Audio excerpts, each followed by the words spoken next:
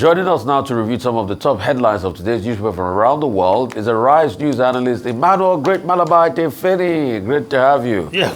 Good morning, Rufai. Good morning, Ayo. Good morning. Good morning, Vimbai. Good morning, Mr. Feni. Yeah, it's the weekend. I know you're looking forward to that. Now we start the review with this day Nigeria's newspaper of record.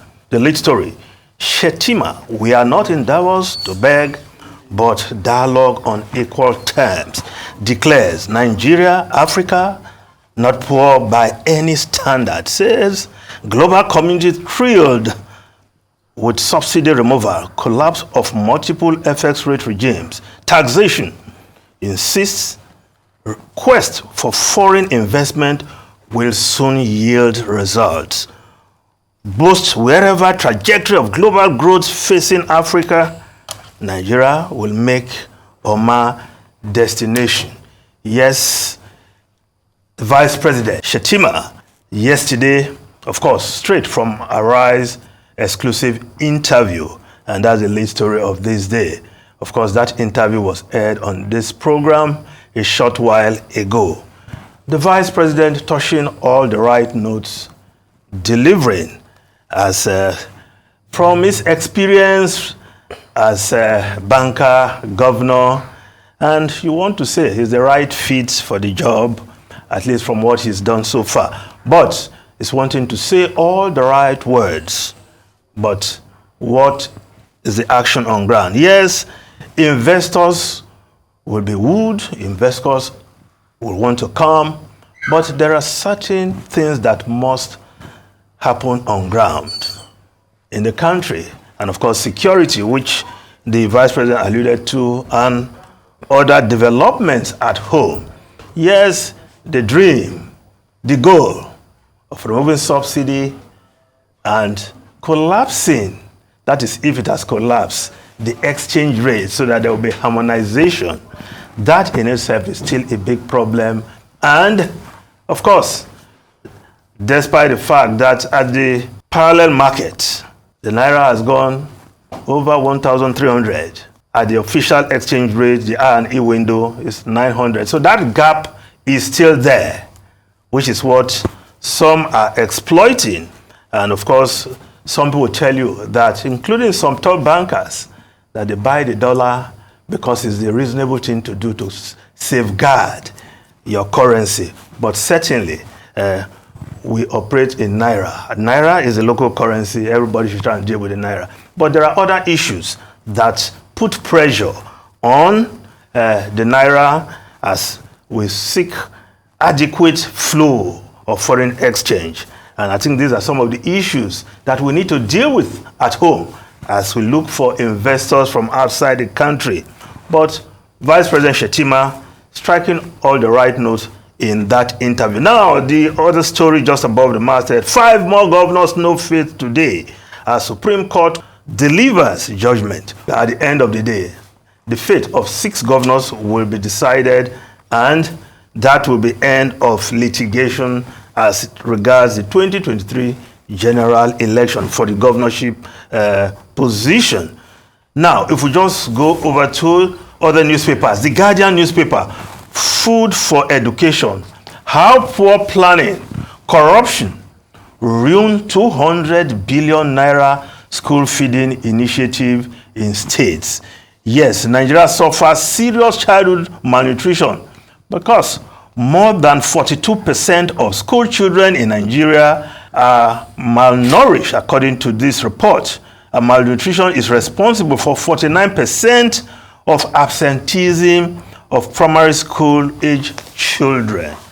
Of course, now we know better with all the scandals coming out of that Ministry of Humanitarian Affairs. This was a ministry that was feeding school children during lockdown. So it was not really surprising that all the sleaze coming out of that ministry very recently. We just hope this administration will get to the roots of that matter and make those responsible for trying to reap the poor, as it were, and they will be made to account. Now, the Punch newspaper, public outrage grows as kidnapping epidemic worsens.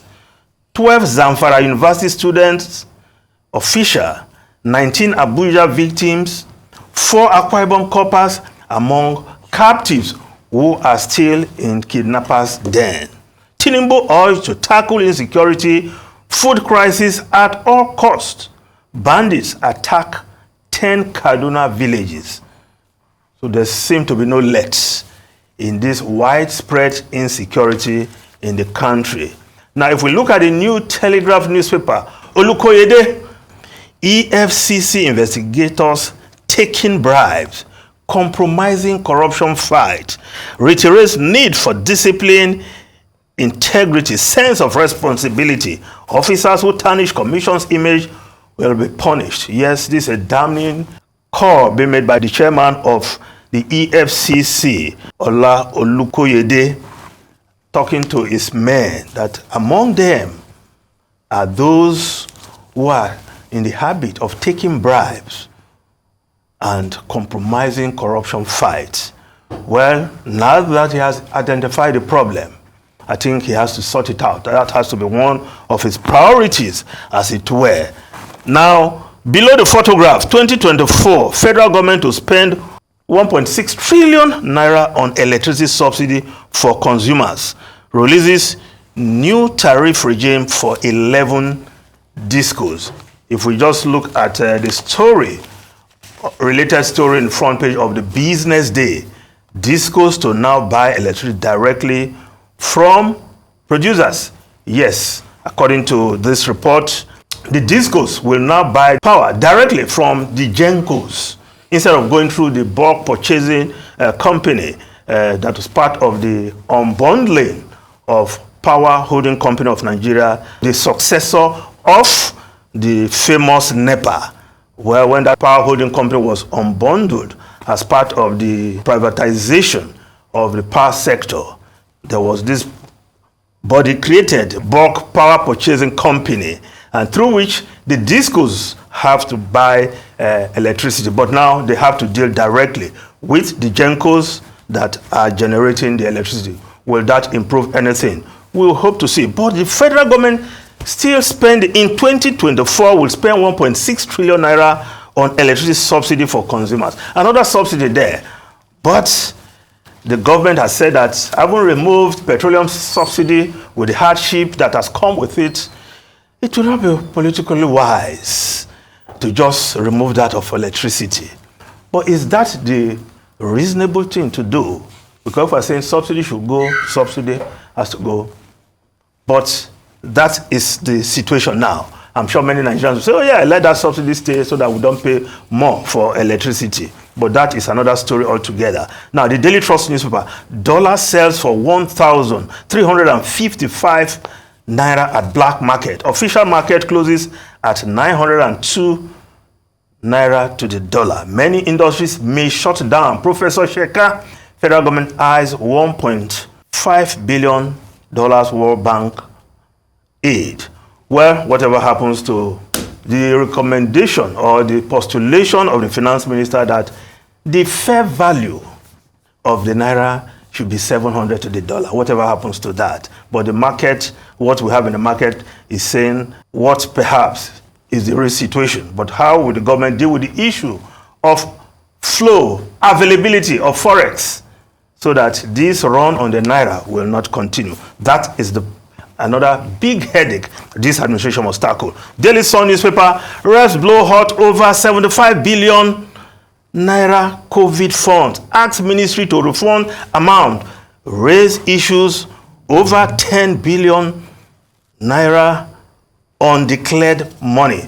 Talking about the huge amount that was made available for the COVID fight. Now there's sleaze also in that department. And that is what the House of Rep Committee is saying, that this 75 billion has to be refunded into the federal government treasury. And we'll see how they will pursue that all the way. The Nation newspaper, federal government charges Emefiele with lying to obtain $6.2 million. Ex-CBN boss awarded multi-million naira contracts to family members. Hearings begins. Well, these are the allegations. Emefiele will have his day in court. He will defend himself. still presumed innocent until proven guilty by the court. Now, if we just look at the foreign newspapers quickly, the Independent newspaper of UK, Prime Minister set for titanic battle with Lords over Rwanda bill. Yes, the Prime Minister Rishi Sunak is warning peers not to frustrate the will of the people by opposing his flagship Stop the Boat program, taking migrants to Rwanda. But there's also been a kickback from members of the House of Lords who are saying that the Prime Minister is taking a step towards totalitarianism. That is, according to Lord Carlyle, who is saying that the Prime Minister should know that he cannot just ram that bill through the House of Lords. Now, the Guardian newspaper, Netanyahu, we will not accept Palestinian state after Gaza war. We're not surprised to hear that for Benjamin Netanyahu, the Prime Minister of Israel. Could that be the reason why the war in Gaza has gone beyond dismantling the war machine of militant group Hamas? It's like you want to obliterate the Palestinian from that land. And now he's confessing, if I want to say that. And the Washington Post reporting Gaza fight rages despite pressure on Israel. Rufai, Ayo, and Vembai. One thing has to be said, that Netanyahu saying there will be no state and all of that. I think Netanyahu is showing the signs of a man that doesn't want peace. Doesn't want peace? That wants to destroy Gaza, beat them up into submission, and probably at some point have more occupation like the Israelis have been doing. But the question is, it just breeds a generational resentment against the Israeli. Because we all know the historical antecedents. Before even the Israeli, before Balfour made that declaration and the Israeli came in there. And we all remember how these Israelis even treated the British that were there on ground. We all remember Argun and Shergun. We all remember the origins of anti-Semitism. Yes, a lot of injustice has been done against the Israelis. I will never say I'm in denial of that. Yes, the Holocaust was a bad experience. Yeah. Even before the Holocaust, the writing of Mein Kampf by Adolf Hitler was a terrible book where Hitler was talking about the Iron Race and extermination of the Jews, which was the grand concept note, which was all over Germany then. In fact, I hear that married couples were giving them copies of the Mein Kampf when they just got married as wedding gift by the state.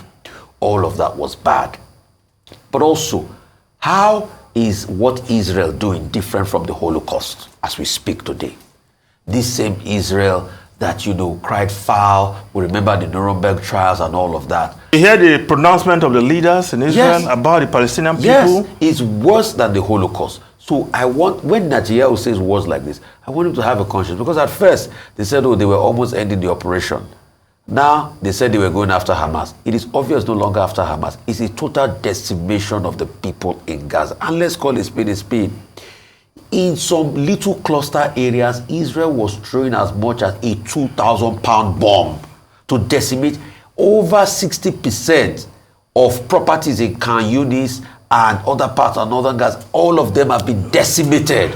So it's a total obliteration and a scorched ground policy in Gaza that Israel is doing. And for Netanyahu to say this, I think the international communities have to call him to order. Because I know the case in Sudan by South Africa will not really take it fair. It's just cosmetic. There are two courts. There's the International Criminal Court of Justice and the International Criminal, the ICJ and the ICC. Probably if they give a preliminary ruling, that will take about 4 to 5 weeks. But implementation and effecting that rule, ratification will take another 4 or 5 years, which is going to be hard for South Africans to prove. But somebody must be able to call Israel to order because this has escalated. The Houthi rebels are in it now. You can see America now going after the Houthi rebels. We've already had the Middle Eastern conflicts, and we can't continue this. And Netanyahu saying this. So that's why the president of Israel said at Davos that Israelis are not interested in peace. So who will rein Israel in? Can this madness continue? I will say we have a world order that is a united nation. Hence fella used to sing, waiting united is a united nation. No be dear Reagan and Tachade. So what is united? Is a united nation. Because now we are exacerbating the crisis. The Houthi rebels are coming in. You might not like Iran, but you're giving Iran a justification to fund the Houthi rebels even more. Is it because they can't fight back? Is it because the Gazas don't have the technological wherewithal to fight back? Well, that's why this madness is going on. Yes, you've retaliated. You have a right to self-defense. Do you have a right to complete obliteration?